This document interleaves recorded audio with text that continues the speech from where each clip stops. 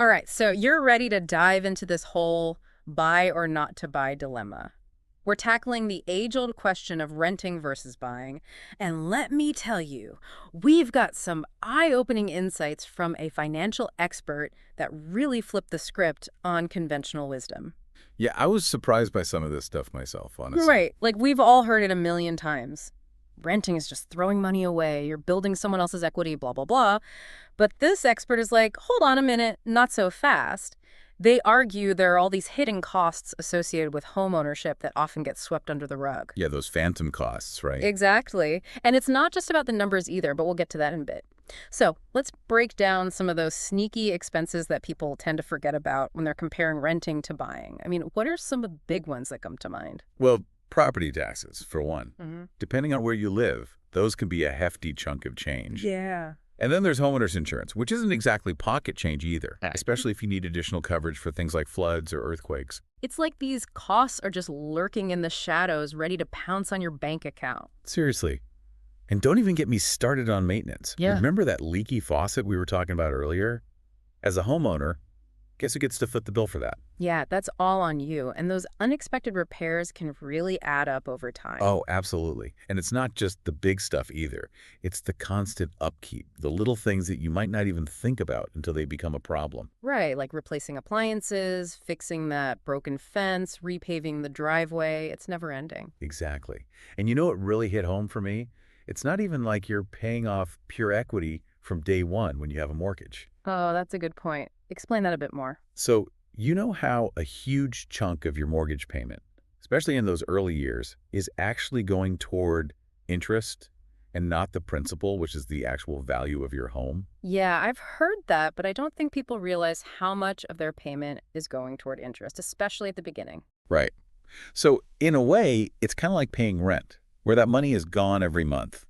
It's just going to your lender instead of the landlord. It's like you're essentially renting your own money for a while. That's a great way to put it.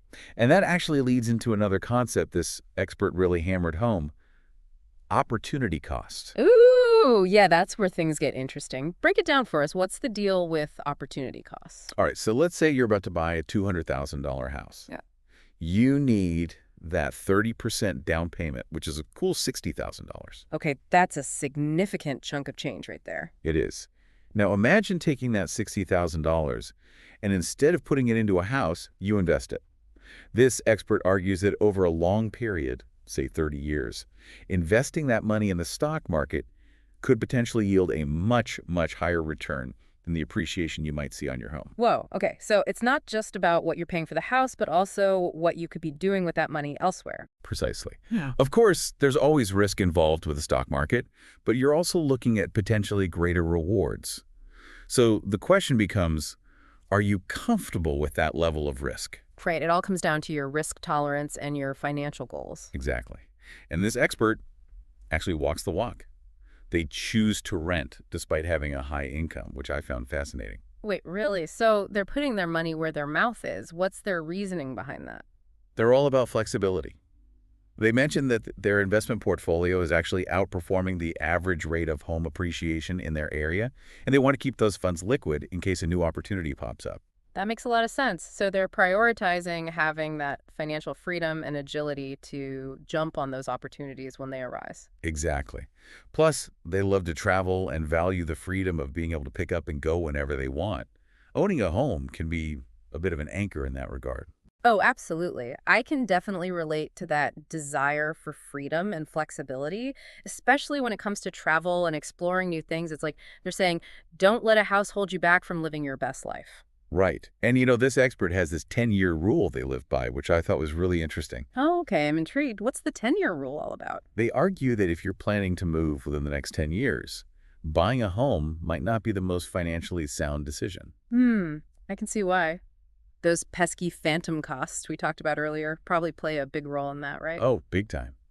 When you factor in closing costs, realtor fees, and the fact that you're paying more interest than principal in those early years of your mortgage, selling too quickly can actually lead to a loss, even if your home has appreciated somewhat in value. So even if you come out ahead on paper, those transaction costs can really eat into your profits. Exactly. It becomes a question of whether that potential gain outweighs the financial hit you take from those added expenses. And let's be real, life is full of surprises. A job offer in another state, a growing family, a sudden urge to move to a tropical island. You just never know what the future holds. Exactly. Especially for those who are earlier in their careers or who simply value flexibility, renting can be a really smart way to keep your options open without feeling tethered to a property. It's like you said earlier, don't let a house hold you back from pursuing those dreams and opportunities. But I'm guessing there are times when buying does make more sense. When does this expert say it's a good idea to take the plunge? Well, that's a great question, and they had a lot to say about that too. They're really big on buying if you're in it for the long haul. Like if you see yourself staying put for 20 years or more. They said over time, as you gradually pay down that mortgage principal and hopefully ride the wave of appreciation, owning a home can become a rock-solid investment. It's that classic long game approach, right? But I'd imagine even with a long-term outlook, affordability is still a major factor for most people. Oh, absolutely. This expert was really adamant about not overextending yourself, even if you're playing the long game. They said it's crucial to look at what you can truly afford, factoring in all those sneaky phantom costs we talked about. You don't want to end up in a situation where your housing costs are putting a stranglehold on your finances. Right. It's about finding that sweet spot where you can manage those costs comfortably without feeling like you're drowning in housing debt. And I remember this expert had some specific advice about what percentage of your income should be going toward housing. What was their take on that? Oh yeah, they had a hard and fast rule on that one. They suggested keeping all your housing costs, including those often forgotten expenses, below 30% of your total income. That way you've got some breathing room to focus on your other financial goals, like investing, saving for retirement, or even just enjoying life a little. It's about having options and not letting your house become this massive financial burden that sucks the joy out of everything else. Exactly. And, even if you're doing great financially and you can comfortably afford a home, they still cautioned against putting all your eggs in one basket. They're big advocates for maintaining a diversified investment portfolio, even if you do decide to become a homeowner. So don't ditch those stocks and bonds just because you've got a mortgage. Exactly. Keep that money working for you in different ways. Explore index funds, bonds, maybe even look into real estate investment trusts or REITs. It's about spreading the love, financially speaking. Right, diversification is key for managing risk and maximizing your growth potential. Now, this expert also got into some specific scenarios where buying a home might be the smarter move. One that really stuck with me was how they factored in the cost of your time when it comes to homeownership. It's something we often overlook, don't we? Oh, totally. They made this brilliant point about the hidden time commitments that come with owning a place. It's easy to forget about all those hours you spend mowing the lawn, tackling those DIY projects, or even just handling routine upkeep. It's like you suddenly have a part-time job you didn't sign up for. Right. And those are hours you could be spending with family and friends, pursuing hobbies, or even just taking a well-deserved nap. Yeah. So if you're someone who really values their free time, that's definitely something to weigh. Absolutely. It's about understanding your priorities and making sure homeownership aligns with your lifestyle, not just your financial goals. And, I thought it was really cool how this expert shared some personal anecdotes about their own ups and downs in the housing market. It made their advice so much more relatable. Yeah, for sure. They were really open about their decision to rent, even though they could technically afford to buy. Remember, they talked about crunching the numbers and realizing that in their specific situation, their money was actually working harder for them through investments. They even shared how much they were paying in rent, which I thought was pretty brave. It definitely adds a layer of authenticity to their advice, right? It's coming from a place of personal experience and careful consideration. Exactly. Yeah. They really wanted to emphasize that owning a home isn't some magical key to happiness or success. And sometimes it can even limit your options or tie you down in ways that might not be good for your personal growth or career aspirations. It's like that fear of feeling stuck in a job or location because you're trapped by a mortgage. I've known people who felt that pressure. Oh, yeah. It's a real concern for many. And that's why they encourage, especially those who are just starting out, to really prioritize flexibility and experiences, especially in those early career years when you might stumble upon unexpected opportunities. Because let's face it, sometimes the most incredible adventures life throws your way, both personally and professionally, require you to be able to pack your bags and go without the burden of homeownership. Totally. It all comes down to aligning your housing choices with your overall life goals and aspirations. And speaking of which, do you remember when the expert brought up that concept of relative effort?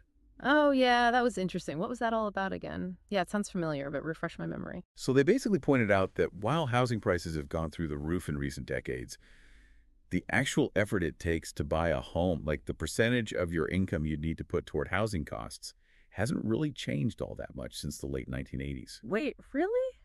That's kind of wild when you think about how much more expensive houses are now. I know, right? It's all about those interest rates.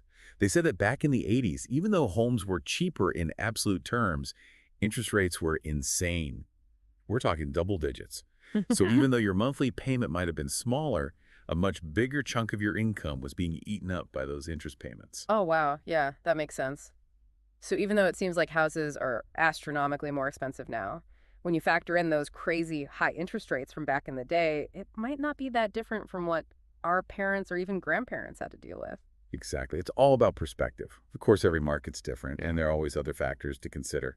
But it's definitely an interesting point that challenges that whole everything was easier and more affordable back in the good old days narrative. It reminds you to take those nostalgic stories with a grain of salt, right? It's all about understanding the context. Absolutely.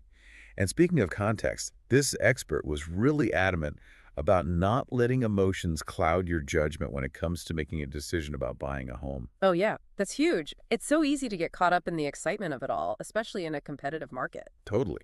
They stressed the importance of approaching this decision with a level head and not getting swept up in bidding wars or feeling pressured to make a rash decision just because everyone else is buying. That whole fear of missing out can be a powerful motivator. Oh, tell me about it. They really encourage listeners to tune out the noise, ignore the hype, and really focus on what makes sense for their own financial situation and their long-term goals. So take a deep breath, do your research, talk to a financial advisor if you need to, and don't be afraid to walk away if something doesn't feel right. Couldn't agree more. Sometimes the best financial decisions are the ones you don't make. So true. Well, folks, there you have it.